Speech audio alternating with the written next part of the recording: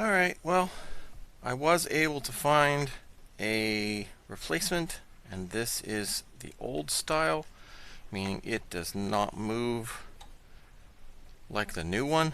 So I think that's going to work great. I think the mirror is okay. It doesn't look, well, it has little issues down along this bottom, but that's alright. Hopefully that'll be alright. It does not have this issue, so the fact that it doesn't wobble and it doesn't have that, I think that's going to be good. So yeah, I just have to at some point make time and get this one, attempt to get that one installed. But that means I don't need this one. So I want to see what's inside. Of course, right? You know, that's the way it always works.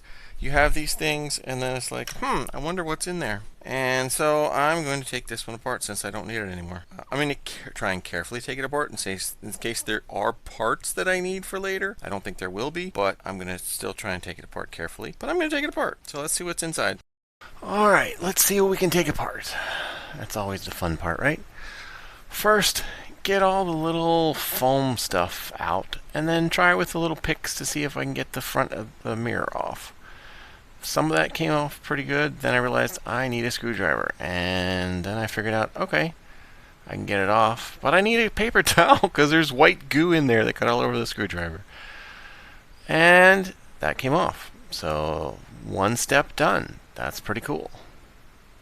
I got the foam off. That was very sticky and fell apart. It looks like that is with little star bolts or screws or such to hold this piece into the plastic bit. There is a rubber flange or something that's probably protecting this cable going down through. It goes down somewhere and up. And you can see the old cobwebs and things. It comes up. Let's see, can I zoom in? Oh, I can. So it comes up somewhere up in there. You can see that's a wire, as long as it doesn't focus on the wrong thing. And that comes around, and then this comes up, and that's connected, and that's connected to the mirror. And there was some very sticky white goo that is still very sticky, so whatever that is, that's definitely still nice and adhesive. That plus the tiny little plastic clips. There you go. There was tiny little plastic clips plus the white goo, and that's all that was holding that mirror piece into here. And yeah, it's very, I mean, there's old bug things, but you know, that's why it's outside for decades. You're going to have old bug things in it. So there are also some bolts going up underneath. Let's see if I can find some of that stuff. I think these come out of the piece and actually attach to there. So I have to get these wires off of there, assuming I don't just want to just cut them and say, okay, it's a total loss. As long as I don't cut them, it's still theoretically usable pieces. As soon as I cut stuff, it's no longer usable. So this obviously is most likely this is probably, let me see, can I zoom in? Yes. So these two wires are probably the anti-fogging thing, and these smaller wires are probably the LCD to do the fade, non-fade, like bright light shift thing. That's what most likely failed and screwed up that mirror. Yeah, I definitely don't need these two wires, but as soon as I cut these two, that loses that functionality. So, and again, I'm probably just going to throw it out anyway, but I'd rather not. I'd rather not destroy something that's theoretically still usable, even if I'm not going to use it. All right, next step. Let's see what we can get off. I decided I'm not going to put it back together, so I can cut the one wire. And then start working on taking the screws out that I can find. They're Torex bits. If I remember correctly, that worked. Some of them were a little harder to get out than others, and you pry that up off, and then that little part was stuck in there, and then that, you pry and you poke and you prod, and eventually stuff starts to move. And then I realized, let's try and take that off. That's not going to work. Those don't work. What do I have? That's not quite strong enough, don't want to break it. So that was a Torex thing, but it's not strong, it's for weaker stuff. And then it's like that, and then I couldn't figure out how to get the screwdriver apart. I did figure it out later, but I couldn't figure that out initially, so it does fit. Yeah, that's not how you do that. You'll figure it out later. Well, one step closer. I got that off. That's a little better. One annoying thing is I have this Husky screwdriver, and that's what these extra bits are for, but it has been sitting for years and this thing no longer releases. It says you're supposed to pull and release. Well, it does not go. And this is the size that I need to take those things off, and I don't have a screwdriver for that. And this, I do have one that fits, but it's not strong enough. I think I'm just going to break the plastic and everything. So yeah, car stuff gets tightened tighter than things that this was probably made for. So I did at least get the mirror holder assembly piece off. You can see the goo on that and the plastic bits. So I think these move around. So that is, you can't see it if I don't have it hold right. Those move around, and that's how it was adjusting the mirror. And I think because those were down in these three things, that is the actual mirror motor adjuster thing. So that's where the stuff comes over. And boy, is it dirty in here, because it's never been opened really for 20 plus years. So yeah, so that goes up in there, and those wires come down around. Now you can see the wires coming down around. It goes probably down through the hinge and then in through this section, and yeah. So I think I'm pretty close to the end of taking this apart before I just toss it, because I really don't think I need any of this, and there's enough good ones online that are not taken apart that I'm fairly certain nobody else is going to need this. I'm just going to take the rest of this apart, just so that I get as much apart as I can in order to recycle it more easily, or recycle the pieces that I can and put the rest in the trash kind of thing. It was interesting, and I did finally just cut the one LCD wire, and yeah, you can see it's there. It's interesting, I guess. I think these black and silver bits, I think that's related to the mirror heating thing, and or also it could be that that's related to the LCD bit, but I think the LCD would go the whole way across, hence why the liquidy goo goes the whole way across. So yeah, it's very possible that since this was the heater, that's what these little wire lines are, maybe. I don't know. Either way, it's going to go in the trash, so it doesn't really matter what it was. At least now I know what they have inside, and that's kind of cool. Especially that's the way the motor goes, just those three standoff things, and it moves around inside, and that moves the whole bit. So that's kind of cool. Alright, take some more screws off. So this is actually the assembly that actually does the movement. So I managed to get that mostly off. And then here, it fits in a wrench, so it works in a wrench. Is it ideal? No. But the goal isn't to make it ideal. The goal is to take the screws or bolts or whatnot out. And this worked. So, that's one of the reasons why they don't have round shafts on some screwdriver blades and, those pieces, because that you can put a wrench on it and get more torque and tension. So that is why they made them that shape. It may also be that that's the shape of the metal they formed it from, but way back when, that's why they made them that shape instead of just round, so you could use it for the wrenches and such. So one more piece of part. It's slowly becoming a pile of parts. That's kind of cool. Alright, using a combination of crescent wrench and that thing, I was able to get those bolts out. So now that comes out.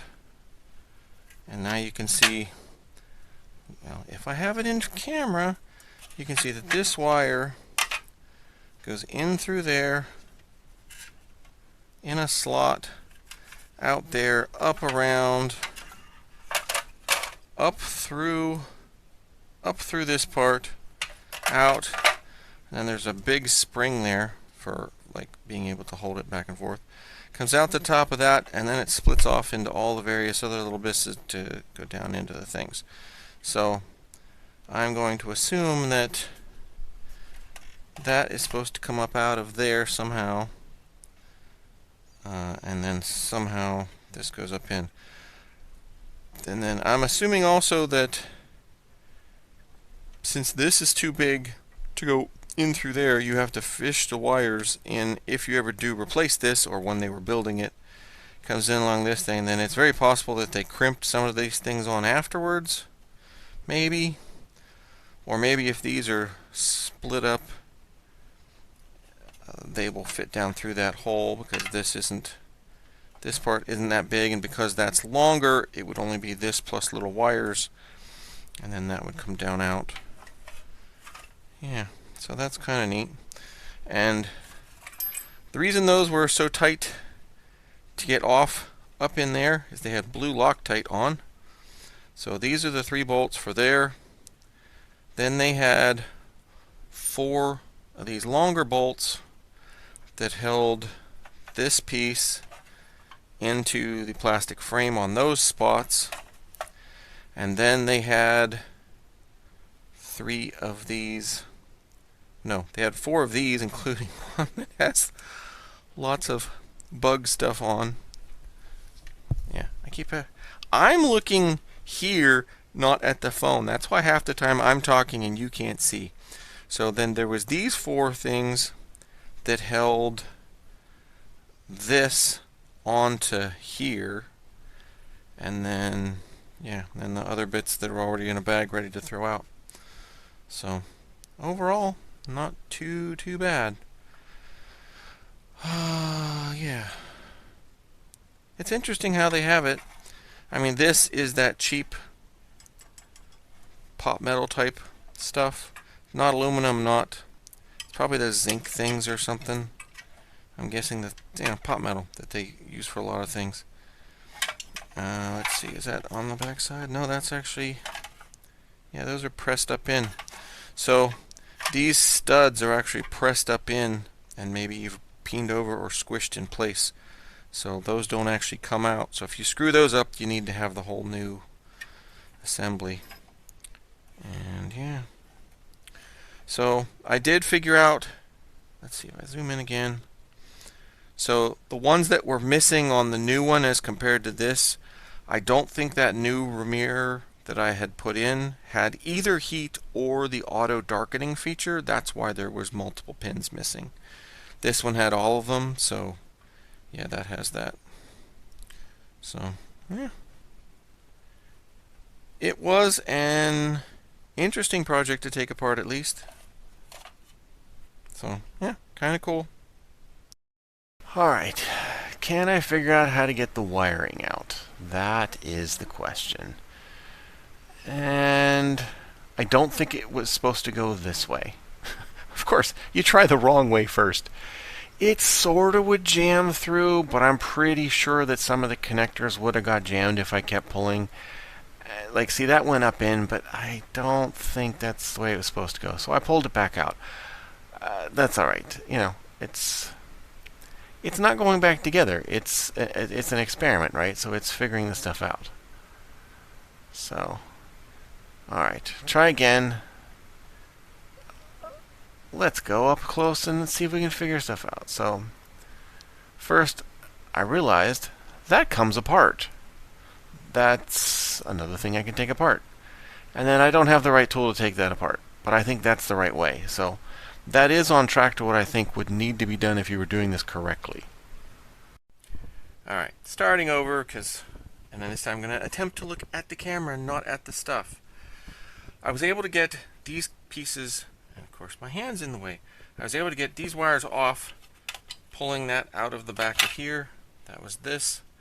And then this side, I noticed there were these little gray things along the edge of the plug. These are little keepers that come out, and then they make tools specifically to take these little wire or the little end bits out of the connectors. So I'm thinking the way they have to redo this, if they have to redo it, depending on what's wrong with the mirror, assuming they're replacing parts, is they just take the wires off and then this goes out through, and then you fish it back in and you just plug it back in and you're good to go. I think that would be the easiest way to do it, because most likely they are either replacing this whole assembly or maybe just parts on this one piece. Any more, it's probably just the whole assembly, and even back, who knows, ages ago, they most likely probably just replaced the whole assembly. But maybe if you were trying to, piece it together, you could take it apart and do that.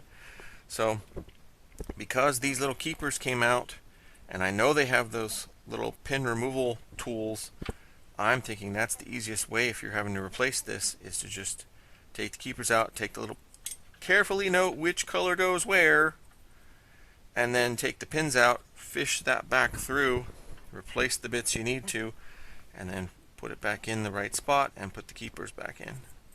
And obviously get new foam bits and whatnot to replace that, because obviously that disintegrates pretty easily. But that's assuming that that's a foam piece you can order. I'm assuming it is, but who knows? Maybe it was ages ago and they don't do that anymore like a lot of the stuff today. But yeah, that's what's inside this. That's about as apart as I can get it.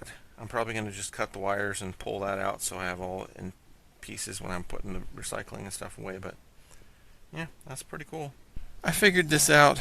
Again, it's been sitting here for years, so I have not needed to use it. It's not this silver thing that moves, it's this little bottom part.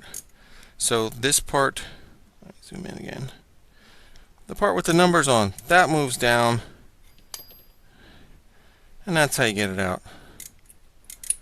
If I used it more often, I would know that. I thought it was this top thing. It is not that top thing. It's this other part. So, good. It's not broken. So, not broken is good.